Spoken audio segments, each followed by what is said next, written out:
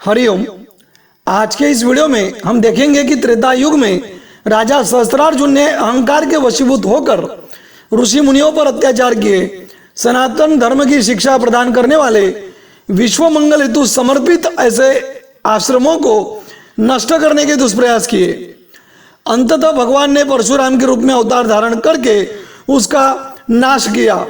Video थोड़ा बड़ा है किंतु इसे समय निकालकर पूरा जरूर देखें। सहस्त्रार्जुन ऋषियों को, संतों को अपने चरणों में झुकाना चाहता था। उसने आश्रमों को दिया जाने वाला अनुदान, आर्थिक सहयोग भी बंद कर दिया। तब आश्रम के विद्यार्थी भिक्षा मांगकर आश्रम की व्यवस्था चलाने लगे। आज वर्तमान युग में गैर हिंदुओं की धार्मिक संस्थाओं को तो भरपूर अनुदान मिलता है, किंतु हिंदुओं के आश्रम व मंदिर केवल श्रद्धालुओं द्वारा अर्पण की गई दान राशि से चलते हैं। फिर भी यदि ऐसे पवित्र आश्रमों के खिलाफ षड्यंत्र होते हो तो षड्यंत्रकारियों का, अत्याचारियों का क्या हश्र होता है। वो B.R. चोपड़ा जी के विष्णु पुराण इस सीरियल की इन कुछ झलकियों से जानकर सावधान हो जाना चाहिए उन अत्याचारियों को। सभी सनातन धर्म प्रेमी इस वीडियो को लाइक, कमेंट और शेयर जरूर करें। आइए देखते हैं विष्णु पुराण की इन कुछ झलकियां।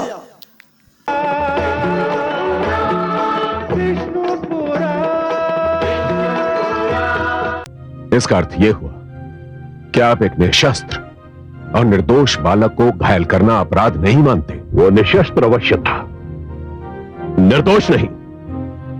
उसने एक राजा का मार्ग रोकने का साहस किया। ये सत्य नहीं है, ये सत्य नहीं है ऋषिवर। मेरे पुत्र कलश ने तो केवल इतना ही कहना चाहा था कि मेरी अनुमति के बिना आश्रम में प्रवेश नहीं करना चाहिए। और वो ये बात भुला बैठा था कि जिस धरती पर यह आश्रम है वो धरती हमारी है। मैं पहले भी कह चुका हूं महाराज, इस धरती का स्वामी केवल ईश्वर है, और उसी ईश्वर ने यह धरती हमें दी है, और हमने उदारता और तयवश धरती का टुकड़ा आश्रम को दान में दिया है। यदि आपने यह भूमि दान कर ही दी है राजन, तो इस पर से आपका अधिकार समाप्त हो गया। और एक राजा के लिए दान में दी हुई भूमि पर अधिकार जमाना लज्जाजनक होता है। और हे महाराज सहस्त्रार्जुन, आप ये न भूलिए कि यदि आपने हमें और हमारे आश्रमों को धरती के कुछ टुकड़े दान में दिए हैं, तो हमने और हमारे आश्रमों ने भी आपको और आपके समाज को बहुत कुछ दिया है। हमने शिक्षा दी है, ज्ञान दिया है, संयम दिया है, सुशील बनाया है, सुनियोजित जीवन बिताने का मार्ग दिखाया है और न्यायप्रिय राज्य की परिकल्पना दी है। और यह राज्य हमने अपने बाहुबल और शस्त्र शक्ति से प्राप्त किए हैं। ये शस्त्र शास्त्र और इन शस्त्रों का उपयोग भी आपको इन्हीं आश्रमों ने सिखाया है। महाराज सहस्त्रार्जुन, आप दोषी हैं और आप अपना आरोप स्वीकार भी कर चुके हैं। इसलिए मैं इस धर्म संसद की ओर से आपके लिए इस दंड का प्रस्ताव कर रहा हूं कि आपने जबदंग पुत्र कलश को आघात पहुंचाया है, इसलिए आप उनसे क्षमा मांगे। मैं ये दंड स्वीकार करता हूं, और सत्य बात तो यह है ऋषिवर कि मैं इस धर्म संसद को दंड देने का अधिकारी नहीं समझता। महाराज सहस्त्रार्जुन, आपने अनुशासन भंग करके दूसरा अपराध किया है, और इसका दंड जानते हैं आप। आपको सिंहासन से उतारा जा सकता है। यदि प्रजा को यह ज्ञात हो गया कि आपने धर्म संसद के आदेश को नहीं माना, तो जिस राज सिंहासन, जिस राज शक्ति और जिस मुकुट के कारण प्रजा आपके समक्ष नतमस्तक होती है, वो आपको इन सब से वंचित भी कर सकती है। और इस राज्य में विद्रोह की ऐसी ज्वाला भड़केगी कि आपको उसे बुझाना असंभव हो जाएगा।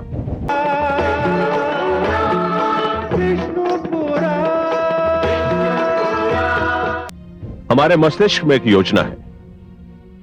हमारी प्रजा को यह बात कदापि ज्ञात नहीं होनी चाहिए कि हम ऋषियों के विरुद्ध पग उठा रहे हैं अथवा उन्हें दंडित कर रहे हैं। उन्हें यही लगना चाहिए कि ऋषि क्रोधित और उत्तेजित होकर हमारे विरुद्ध उठ खड़े हुए हैं। यह कैसे संभव होगा? बड़ी सरलता से हमें उन्हें उत्तेजित करना होगा। राजकोष से जो उन्हें सहायता मिलती है उसे बंद करना होगा। जनहित के नाम पर आश्रमों पर कर लगाना होगा और प्रजा से यह कहना होगा कि यदि कृषक और भूमि के स्वामी कर देते हैं तो ऋषियों को इस बात से छूट क्यों दी जाए। यह सब आश्रमों और ऋषियों की शक्ति को कम करने के ढंग होंगे। वाह, ऐसी योजना तो केवल आपके जैसा महान मस्तिष्क ही सोच सकता है महाराज सहस्रार्जुन। बल्कि यह सत्य है कि तुम लोगों को क्षमा भी किया जा सकता है। हो सकता है कि तुम लोगों को पुरस्कार देकर राज्य की सीमा से बाहर जाने की अनुमति भी मिल जाए, लेकिन यह तभी संभव है यदि तुम मेरा कहा मान लो, मेरे आदेश का पालन करो। महाराज, हम तो जन्म से आपके सेवक हैं, आपके दास हैं महाराज। आपके आदेश का पालन करना तो हमारा धर्म है महाराज। आप तो केवल आज्ञा दीजिए महाराज। तुम्हें ऋषि जमदग्नि के आश्रम से उनकी गौएं चुराना है। तुम उन गौओं को चुराकर उन्हें कहीं भी बेच सकते हो और उस धन को हमारी तरफ से पुरस्कार समझ लेना।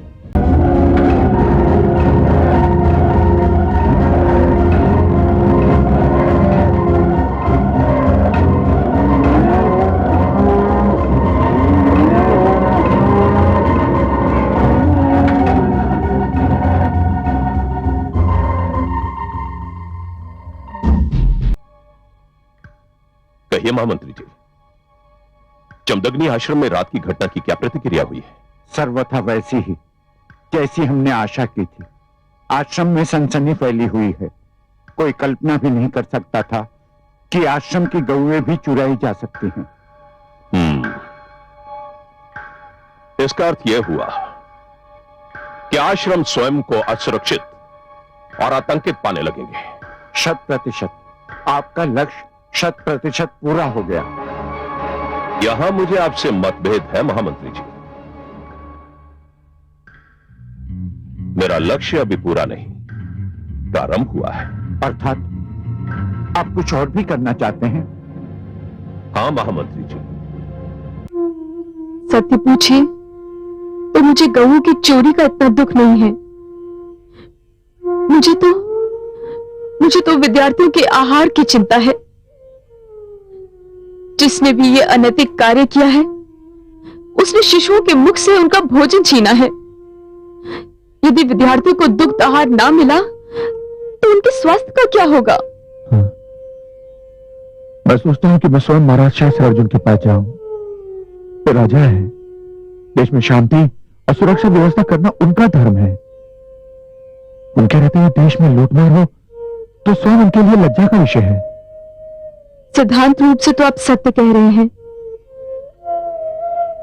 किंतु पुत्र कलश वाली घटना के उपरांत क्या उनका व्यवहार अब भी वैसा ही होगा जैसा पहले था? वो एक निजी समस्या थी देवी। राजा न्याय करते समय अपनी भावना से न्याय को प्रभावित नहीं होने देता। वो एक पिता और एक राजा के मध्य वाद विवाद का विषय था, परंतु ये तो व्यवस्था का विषय है। प्रजा का दुख, उसकी विपदा राजा नहीं सुनेगा तो और कौन सुनेगा?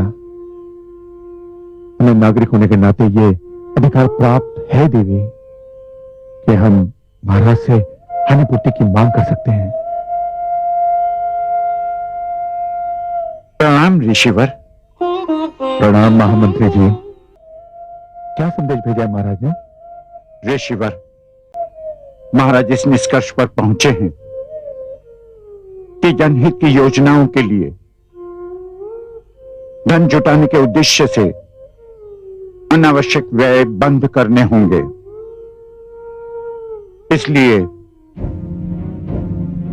उन्होंने ये निर्णय लिया है कि आपके आश्रम को जो आर्थिक सहायता राजकोष से मिल रही है वह स्थगित कर दी जाए।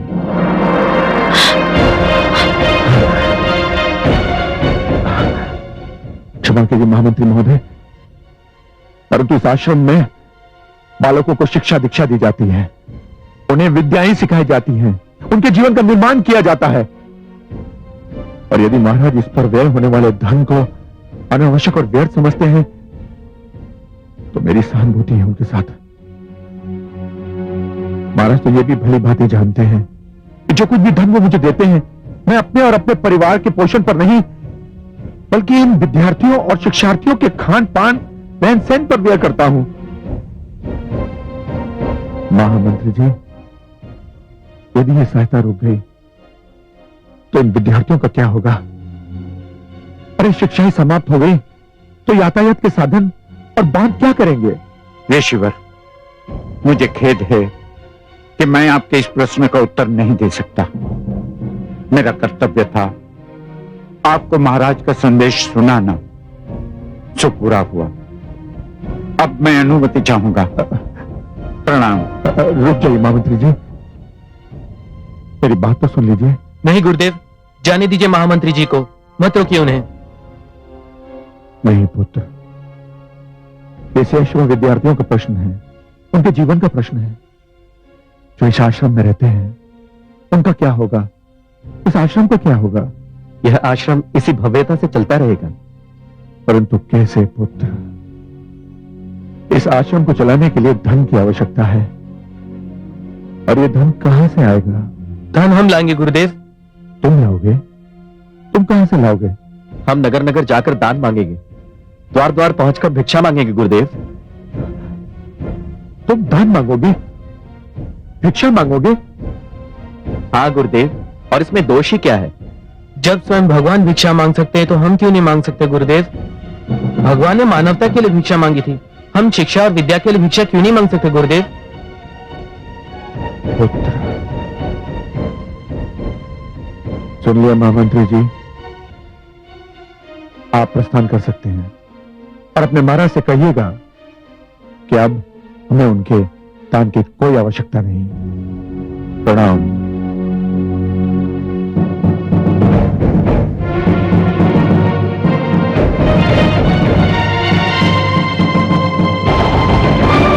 मैंने अपने जिस अभियान की आप लोगों से चर्चा की थी उसका रूप तो आपने देख ही लिया है।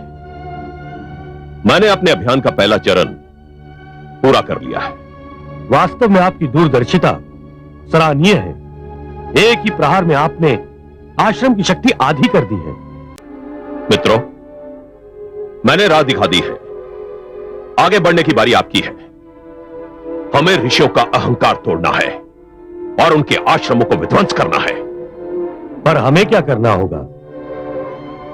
वही जो मैंने किया है। आप अपने अपने राज्य में आश्रमों की आर्थिक सहायता बंद कर दें और नए कर लगाएं, और जो भी आश्रम कर देने में असमर्थता व्यक्त करे उसे फूंक दें। हमें ऋषियों के आतंकवाद को समाप्त करके ही दम लेना है। अवश्य, ये बहुत ही आवश्यक है। हम आपसे पूर्णतः सहमत हैं। हाँ, हम आपसे पूर्णतः सहमत हैं।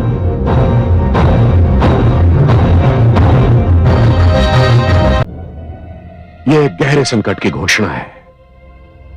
ऋषिगण, जैसा कि मैं पहले भी कह चुका हूं, कुछ राजा और नरेश गुरुकुल संस्था पर आक्रमण करने के लिए उतावले हो रहे हैं। मेरा संदेह उचित सिद्ध हुआ। आक्रमण आरंभ हो चुका है।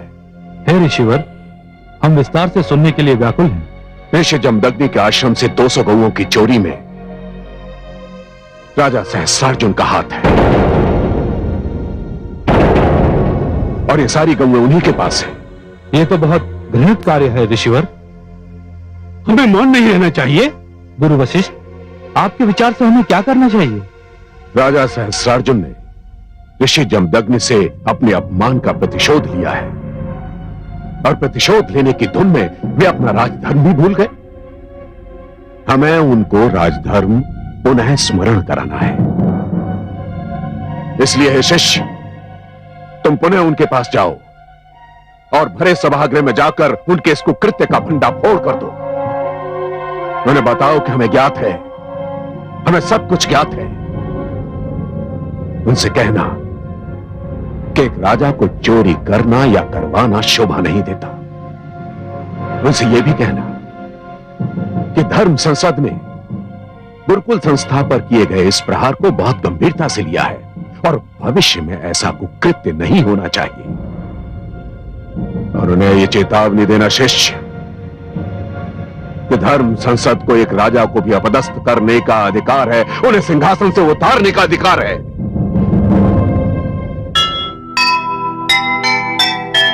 अपनी सीमा में रहे, सबको बांटे न्याय।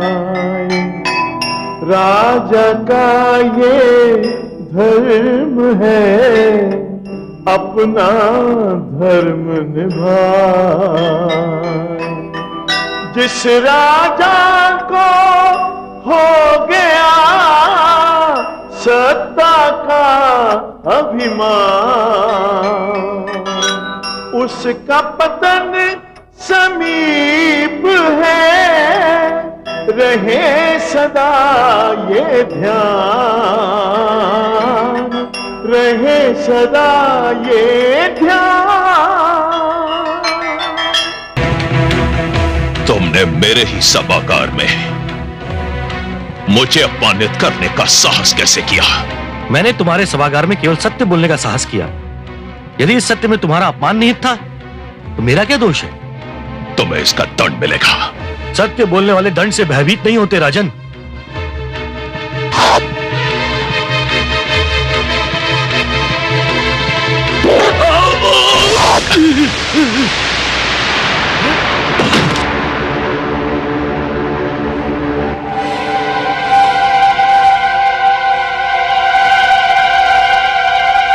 ऋषि जमदग्नि के आश्रम को जलाकर राख कर दिया जाए,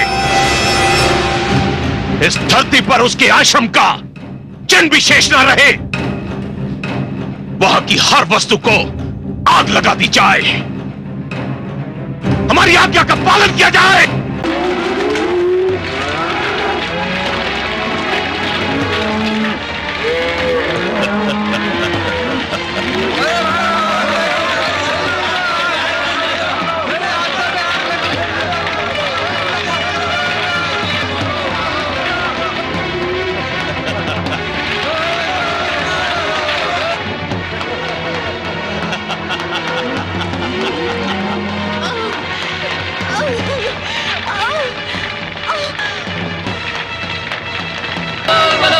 चलो वीरों, अपना अभियान समाप्त हो गया। मैंने अपने राज्य में ऋषि कुल और आश्रम शक्ति को जलाकर भस्म कर दिया। चलो।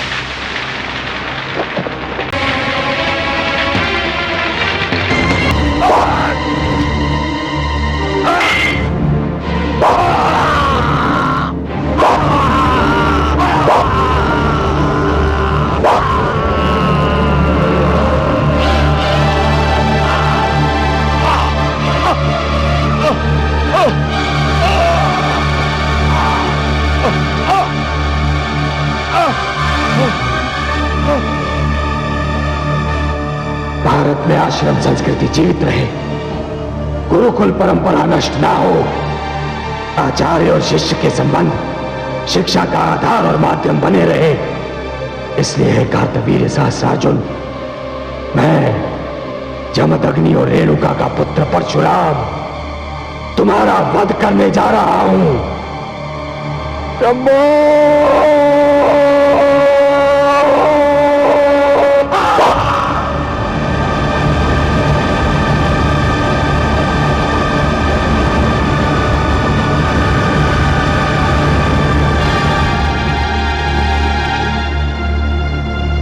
शंभो!